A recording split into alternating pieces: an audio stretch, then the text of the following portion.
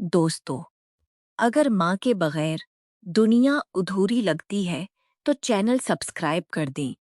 बंदा उधर उधर भागता और मेरा सारा काम करता। मैं इस दिल खोल कर अदा करूंगा। एक दिन मैं बीमार था और उससे मालिश करने को कहा। उसने कहा, मैडम, ये नहीं चलेगा। मैंने पूछा किसे। उसने फिर कहा कि मैं भी बोन्स लूंगा। मैंने मान लिया। थोड़ी देर बाद मैं दंग रह गया। नौकर ने मुझे मसाज दिया और कहा, मैडम चलें। मुझे हमेशा मसाज करवाना पसंद था, लेकिन इस नए बंदे के हाथ में जादू था। इस बंदे ने सिर्फ ये काम किया। मैं अक्सर इस पार्लर में जाता था क्योंकि ये मेरे दोस्त का पार्लर था। मैं जब भी किसी पार्टी में जाता, मैं इस पार्लर में जाता। शुमल इस पार्लर से आहिस्ता आहिस्ता मेरी दोस्त बनने लगी। एक दिन उसने मुझसे कहा, क्या बात है दानिया, तुम आज बहुत थकी हुई लग रही हो। ये सुनकर मैंने कुर्सी पर सर रखा और आंखें बंद कर लीं। शुमल मेरा मेकअप कर रही थी। हाँ, इन दिनों मैं पार्टियों में बहुत ज्यादा शिरकत कर रहा हूँ, इसीलिए थक जाता हूँ। ऊंची एड़ी वाले जूते पहनने से जिस्म में दर्द होता है। ये सुनकर वो बोली, मैं क्या सुन रही हूँ दानिया, किया तुम पार्टी से वापस आकर मसाज नहीं करवाते दोस्त। चिनांचे हर अमीर औरत के घर में एक मालिशी होती है। मैं ये सुनकर हैरान गया। यहाँ तक कि मसाज के लिए अलग से नौकर भी है। लेकिन मैंने चमाला को ये नहीं होने दिया कि मुझे इस बात का पहले से इल्म नहीं था। तो मैंने इत्तेफाक से कहा, हाँ, मैं जानता हूँ। मेरी एक नौकरानी है जो अक्सर मेरे सर, पाँव और टांगों की मालिश करती है। ये सुनकर चमाला हंसने लगी और बोली, अरे मैं इस मसाज की बात नहीं कर रही है, बल्कि एक बॉडी मसाज की बात कर रही हूँ, जिससे न सिर्फ जिस्म खूबसूरत और जवान रहता है, बल्कि दिन भर की थकावट भी दूर हो जाती है। ये सुनकर मैं चौंक गया और चमाला से कहा, हाँ, मैं जानता हूँ। मैंने शायद एक बार करवाया था, लेकिन मुझे उन दिनों कोई अच्छा मालिश करने वाला नहीं मिल रहा, इसलिए मैं बहुत थक जाती हूँ। ये सुनकर चमाला ने मेरे कंधे पर हाथ रखकर कहा, तुम कमाल हो। तुम रोज मेरे सैलून में आती हो और कहती हो कि तुम्हें कोई अच्छा मसाज करने वाला नहीं मिल रहा। कल अपनी पार्टी के बाद मेरे पास आना। मेरे सैलून की लड़कियां तुम्हें ऐसा मसाज करेंगी कि तुम्हारी सारी थकन दूर हो जाएगी। ये सुनकर ने उससे कहा, ठीक है, कल मिलते हैं। तुम मुझे जल्दी से तैयार करो, वरना मेरा शौहर बहुत शोर मचाएगा कि आज तुमने भी देर कर दी। ये कहकर मैंने आंखें खोल दी और वो जल्दी जल्दी करने लगा। मैंने शौमल से झूठ बोला क्योंकि मैंने कभी मसाज नहीं करवाया था। दरअसल इससे पहले मेरे शौहर एक दफ्तर में मुलाजिम थे और हम दोनों मियाँ बीवी अपने 2 बच्चों के साथ बहुत मुश्किल जिंदगी गुजार रहे थे। मालिश के लिए सैलून जाना भूल जाएं। मैंने तो सैलून भी नहीं देखा था क्योंकि मेरे शौहर की तनख्वाह इतनी कम थी कि अगर पहली को आती तो 5 तारीख को ख़त्म हो जाती। बाकी महीना हम कर्जों पर गुजार देते। लेकिन फिर उन्हीं दिनों में मेरे शौहर के दोस्त ने एक नया कारोबार शुरू करने का सोचा और मेरे शौहर से शराकतदारी के लिए कहा। मेरे शौहर सोच रहे थे कि वो इतने पैसे कहाँ से लाएंगे। उसने मुझे ये बताया और मैंने उसे अपने जेवर बेचने को कहा। ये सुनकर मेरे शौहर ने कहा कि अगर कार नुकसान होता है तो आप मुझे उसका जिम्मेदार न ठहराएं। ये सुनकर मैंने उससे कहा कि ठीक है, लेकिन अगर कारोबार अच्छा होने लगे तो आप उससे मेरे लिए दोगुना सोना कमा सकते हैं। हमने एक मुआहिदा किया और अल्लाह के नाम पर मेरे शौहर ने अपना कारोबार शुरू किया। उसी वक्त उन्होंने अपनी नौकरी जारी रखी, लेकिन जल्द ही उन्हें नौकरी छोड़नी पड़ी क्योंकि उनका नया कारोबार शुरू हो रहा था। हम रातों रात अमीर हो गए। पहले हमने एक घर और फिर एक गाड़ी खरीदी। जैसे जैसे पैसे आने लगे, शहर के लोगों ने हमें बड़ी बड़ी पार्टियों में मदऊ करना शुरू कर दिया। मैं पोलर गया। जब मैंने शोमा से वापसी का फैसला किया तो मैंने पार्टी से वापसी का फैसला किया। इससे मालिश करवाएं और मैं उसके तबता चाहता अपने दोस्तों को बताना चाहता हूँ। मैं पॉलर चला गया, जहाँ एक लड़की आई और मुझे मसाज करना शुरू कर दिया, लेकिन आहिस्ता आहिस्ता मैंने घर वापस आ गया।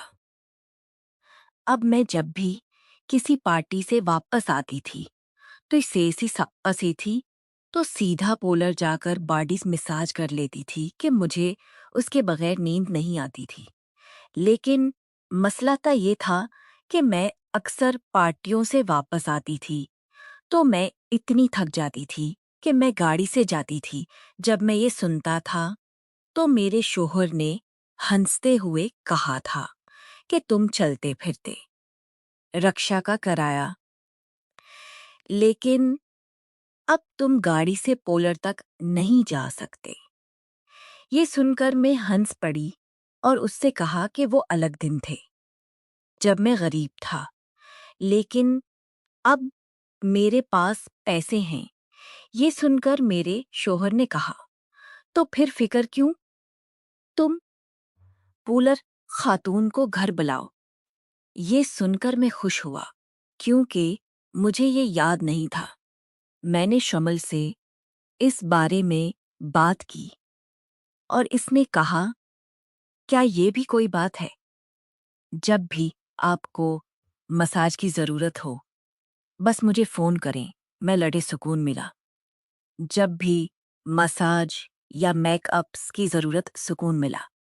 आज जब भी मुझे मसाज या मेकअप की ज़रूरत पड़ती है, मैं अपने घर का काम दगना करने के लिए लड़की को फ़ोन कर देता हूँ, लेकिन ये काम आसान हो जाता है।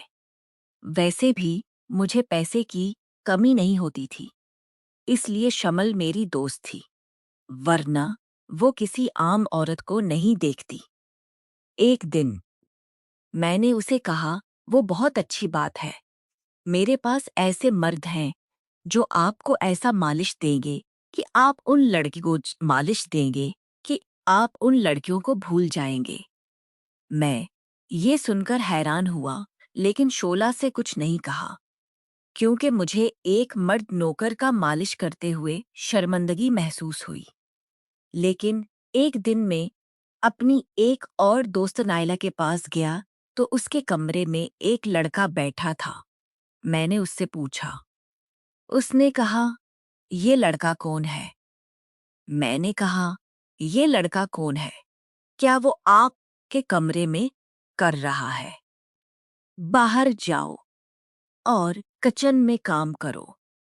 ये सुनकर नायला ने हंसते हुए कहा, तुम बहुत मजाक करते हो, ये किचन का नौकर नहीं है। मैं हैरान हुआ और मैंने उससे पूछा ये कौन सा नौकर है? ये सुनकर उसने बताया, ये मेरा बहुत खास इशारा किया और वो करीम लेकर उसके पास आया और मैं समझ गया कि ये नौकर क्या काम करता है। घर आकर मैंने एक क्या काम करता है।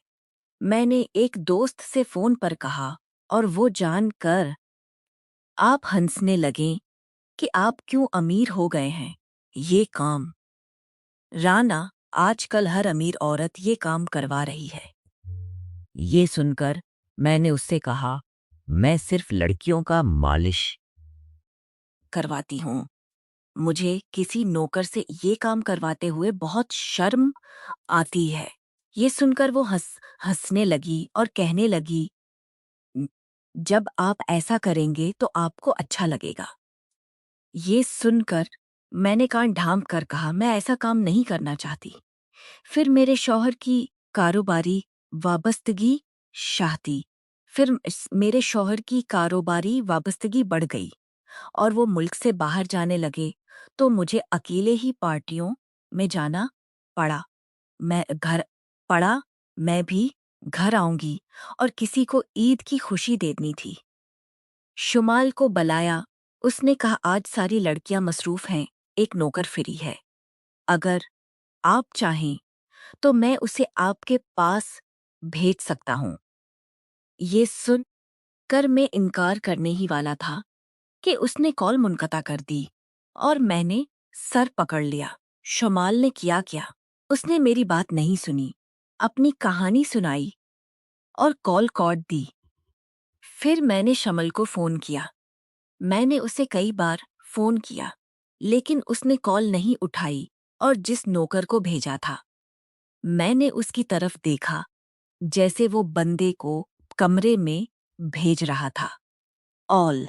He was very clean and tidy. He told me that he had come to give me a massage.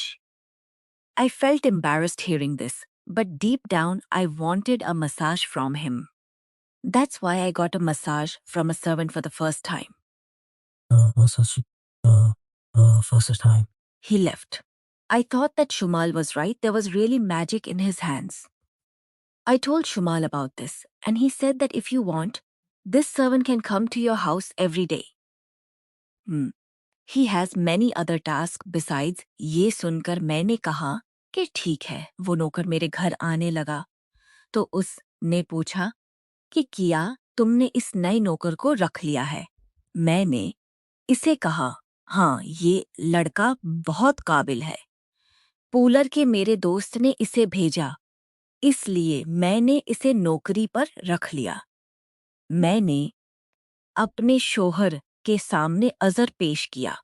ये सुनकर उसने कहा, ठीक है, मैं किसी अजनबी को घर पर काम पर न- न- नहीं रखूंगी। मैं इसे रखने के हक में नहीं हूं क्योंकि घर में बहुत ज्यादा जेवरात और पैसे हैं।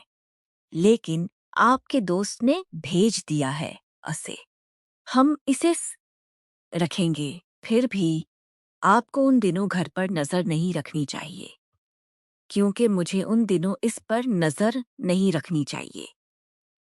मेरे शौहर से कहा, आप सबको शक की निगाह से देखते हैं। मैं ये नौकरखंड ऐसा नहीं है। ये सुनकर मेरे शौहर को तसल्ली हुई, लेकिन मैं घबरा गई क्योंकि मैं नहीं चाहती थी कि इसे पता चले कि मैं इस नौकर से मालिश करवाता हूँ। वैसे जब तक मेरे शौहर घर में थे, मैंने इस नौकर को घर के सारे काम करवाए और इसे अपने कमरे में नहीं आने दिया। नौकर ने घर के सारे काम भी किए और मैं इस मालिश के दौरान किसी से इस बात का जिक्र भी खफिया रखना चाहता था। मेरे शौहर खफिया रखना चाहता था। मेरे शौहर जब भी बाहर जाते तो मैं उस नौकर को कमरे में बुला लेती थी। ये सुनकर मैं बहुत घबरा गई और मेरे शौहर के आने से पहले ही उस नौकर को भेजने का सोचा। लेकिन मेरे शौहर के आने से पहले ही वो काम में मसरूफ था। लेकिन ये बात मेरे शौहर के हाथ में नहीं आई कि मैं उसको फ़ोन करती थी, लेकिन उस बार मेरे शौहर का बहुत ज़्यादा पार्टियों में जाना होता था और अब वो अपना कारोबार बैरून मुल्क ले जाना चाहते थे। उसलिए वो अक्सर मुल्क से बाहर जाना शुरू कर देते थे। लेकिन जब वो घर वापस आते थे, तो हम लोग मज़े करते थे और हर रोज़ नई पार्टियों में जाते थे, जिनके साथ मेरे शौहर काम करते थे। उनसे मुलाकातें होती थीं। उस बहाने में उनकी बेवियों से बाँटता था। कुछ मेरे कपड़ों की तारीफ़ करते थे, कुछ उस बात पर फ़ख्र महसूस करते थे कि उनके पास सबसे महंगे ज़ेवर हैं। फिर एक दिन एक पार्टी में मेरी एक सहेली ने मेरी खूबसूरती की तारीफ़ करते हुए कहा कि क्या तुम बहुत खूबसूरत हो। ये सुनकर मैंने कुछ कहा और मैंने घर आकर शर्माया तो क्या। ये सुनकर उसने कहा कि आज तुम मुझसे ये क्यों पूछ रहे हो। मैं ने इससे कहा कि एक पार्टी में एक औरत ने मेरी खूबसूरती की तारीफ की थी और तब से मैं ये सोच रहा हूँ कि तुम वाकई इतनी खूबसूरत हो। तारीफ किसे पसंद नहीं, इसीलिए मुझे शर्म नहीं थी जब नौकर मसाज दफ़ई कहता, मैडम आप बहुत खूबसूरत हैं। ये सुनकर मैं खामोश रहती, जैसे मुझे आदत हो गई हो। इस बार मेरे शौहर काफ़ी दिनों से घर में थे, इसलिए मेरे शौहर काफ़ी दिनों से घर में थे, इसलिए मेरे पास नौकर को बुलाने का वक्त नहीं था। वो भी मसरूफ़ था। शौहर भी घर वालों के साथ पार्टियों में मसरूफ़ था। Find time. Therefore, whenever I went to a party, my whole true body would ache. I endured the pain. It had been several days since I had even been able to the park because I had to go to a party every day, and my husband wanted me to go with him to every party. I wanted to go with him, but I was always tired. Then, then, several days passed. One day, my husband called. His friend said he had an important business, so I should come. Hearing this, my husband went out. मैंने अपनी थकावट दौड़ करने के लिए इस नौकर को फौरन कमरे में बुलाया और उसने मुझे घबरा कर कहा, मैडम, ये सुनकर आपको क्या हुआ? कह रहा है, आप मेरी खादमा हैं। येस, और मैं आपकी मैडम हूँ। तुम नहीं जानते कि तुम क्या बात कर रहे हो। ये सुनकर इसने जेब से पिस्तौल निकाला और कहा, मुझे अपनी अलमारी की चाबी दे दो, वरना मैं तुम्हारे मुंह पर गोली मार दूंगा। ये सुनकर मैं रोने लगा और इससे कहा, तुम जो चाहो ले लो, लेकिन मुझे गोली मत मारो। ये सुनकर मेरे नौकर ने अलमारी की चाबी निकाली और मेरे ऊपर की अलमारी की चाबी उठा और मेरे हाथ में उठा। मैंने कहा कि मैंने मेरी बात नहीं मानी थी, लेकिन मैंने कहा था कि उसमें काम नहीं करना चाहिए था। तब भी मुझे शमल याद और सोचा कि मैंने मेरे पास यही कहा था कि ये याद आ रहा है कि मैंने उससे फ़ोन किया और सारा वक़िया के साथ ये कहा कि मैंने उसे बरा भला कहा है और मैंने उसे खा भला कहा है और ने उसे कहा था साथ में। ये सुनकर उसे कहने लगी, मेरी नौकर मत कहो, तो 2 दिन पहले ही नौकरी से निकाल दिया था, तो मुझे सही बक्का रह गया।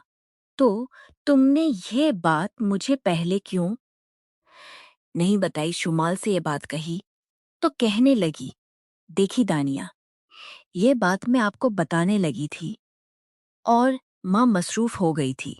दो तुम उस नौजवान के खिलाफ थाने जाकर रिपोर्ट लिखवा दूं, मगर मेरा नाम मत लेना कि उसको जाकर आपको पास बताई गई थी। कि मैं और मेरा दोस्त नहीं। ये सुनकर गुस्से से कॉल काट दिया था कि अब क्या कर सकता हूँ, मेरा बड़ा नुकसान कर। उसे शूमा भूली बनना, मगर अब मेरी बात शौहर से कहूंगी। मेरा शौहर मोड़ पर गस्ता फिरता हूँ कि मेरा शौहर मुझे ये बात नहीं समझी चाहिए कि मैं उसे बताता हूँ कि ये फैसला सुनाता हूँ कि मोबाइल उठा लिया और ये बात मुझे मैसेज में लिखकर दी गई।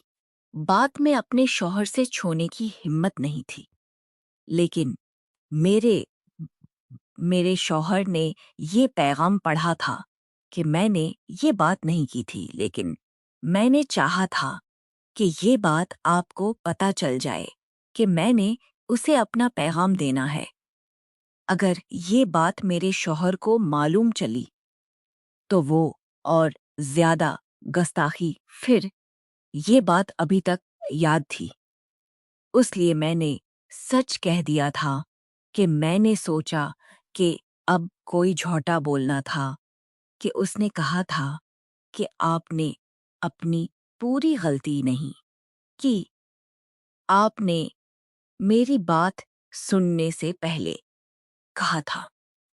पर भरोसा लगाना, फिर भी मुझे आपके पास पूलर वाले का नंबर कहना है कि मैंने अपनी बात सुनकर इस बात को मुस्तर्द कर दिया था और मुझे ये बात भूल गई थी कि वो मेरे शौहर ने कहा था कि मैंने अपनी बात नहीं बताई थी। वह नौकर मेरा साज अब थामकर कुछ देर बाद मेरे शौहर ने कॉल तो कहा था, मेरे दोस्त का नंबर, तो मुझे लगता है कि वह उसके साथ मिल गया है। लेकिन ठीक है, तो मुझे पता है कि रंगा की परेशानी वो कर कहा था और उसने किसके कहने पर चोरी की थी, यह कहने के लिए मुझे घर बैठा दिया था। तो आज ये नहीं था, मगर जो किस्म में था वो तो वो करता रहा है। फिर उसके बारे में 1 हफ्ता हो गया था और मेरे शौहर के घर में मुझे लगा कि इसे नुकसान पहुंचेगा। फिर उसने अपने घर में ही कहा था कि हम जल्दी से तैयार हो जाएंगे और इसे सुनकर मैं घबरा गया था और लगता है कि वो जाग कर रहा है। मैंने आपके घर में चोरी की बात की थी, तो मैंने कहा था कि मैंने जवाब दिया था और हमने कहा था कि शोमाल एक गैंग का हिस्सा था और लोगों के घर में चोरी हुई थी। और फिर उसके बाद आपके घर में चोरी की वजह से उसने कहा था शमल और उनके नौकर को जेल हो गया।